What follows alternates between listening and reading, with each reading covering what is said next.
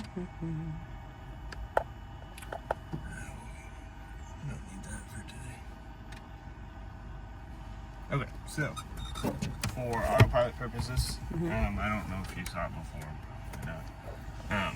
But as it was loading up, it had that PFT that was shown right there. That just means pre-flight test. It's going through all that. Okay. Once it clears, you should be good to go. And then let's start using the autopilot. I don't know if we'll be able to use both hands or. Yeah. So first, the top left has your heading knob. Top left. There you go. Here.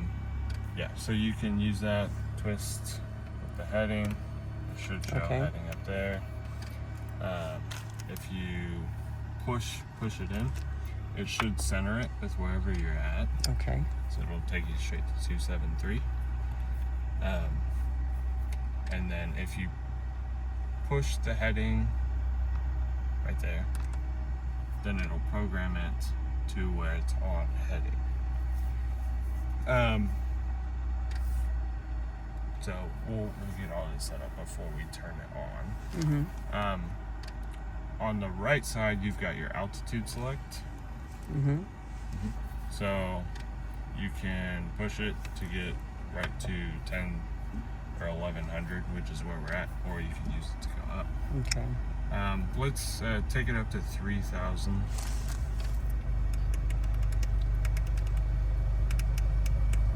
Perfect.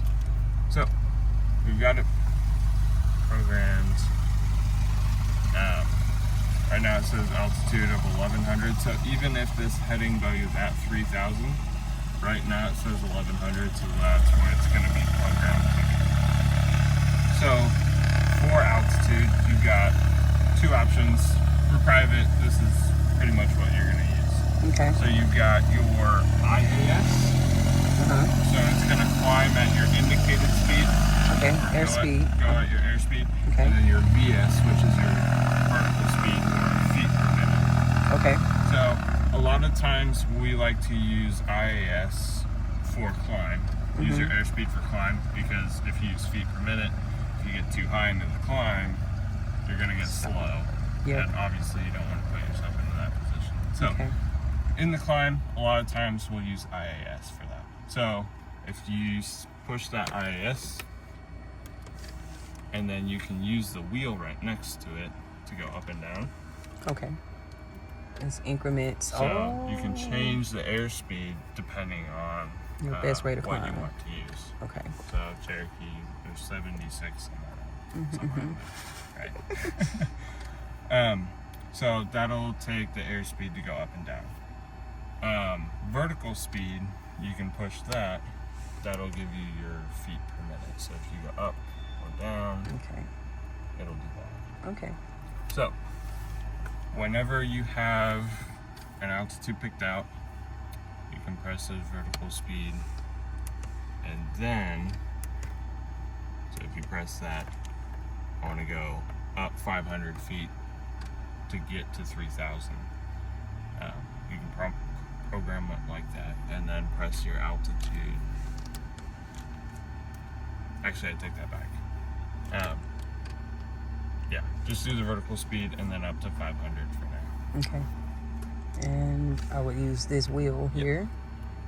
And this would be 500 there. Okay. So right now, if you look at it, this shows that when you turn it on, it's going to show that you're going to stay on your heading of 273, and you're going to climb 500 feet up to 3,000. So if you push that AP button, Autopilot. then it should be pushing back and go straight and level. Okay. Which it would if we were actually in the plane. If you move that heading knob, Okay. maybe go to the left. If you go to the left of it, it should start coming over. Okay. And then if you use that wheel to go down 500 feet, it should start coming back. Just like that. Okay. Okay. Wow. The only thing you don't want to do is Pull on it with that activated. override it by pulling it. Okay. Because then you've got a chance of breaking some of the servos. You probably, in the Cherokee that you use, have some sort of autopilot disconnect. Okay. So that'll help with that. Okay. Does all that make sense? Yes. Okay. So just make sure if you use the altitude button, then when you push it, that'll hold your altitude. Okay.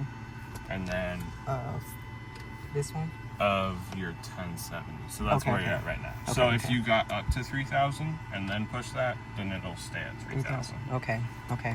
So do that if you want to stay at the altitude. If you want to change your altitude, you can do either the vertical speed or the indicated speed. Okay. Does that make sense? Yep. And then you use the wheel to get to whatever number you can. Okay. Cool. So you've got heading and altitude, and then the last thing we'll talk about is your nav button. So if you just want it to fly what the GPS or the VOR that you have set is telling you to do, you can just push that nav and it'll have it go direct to however you have it set up. So if you have it going from here to Bentonville, you push direct enter for that. Then it should start making that turn to the southeast. Okay. To go to Bentonville. Okay. It'll make standard turns. Okay. It'll do that. So depending on what you have in your Cherokee, I don't know if it'll have a yaw dampener or not. So if it doesn't, then you'll have to use the rudder to get it on there. Okay. But if it does, then you should be good with that. Cool. But that's your basic how to.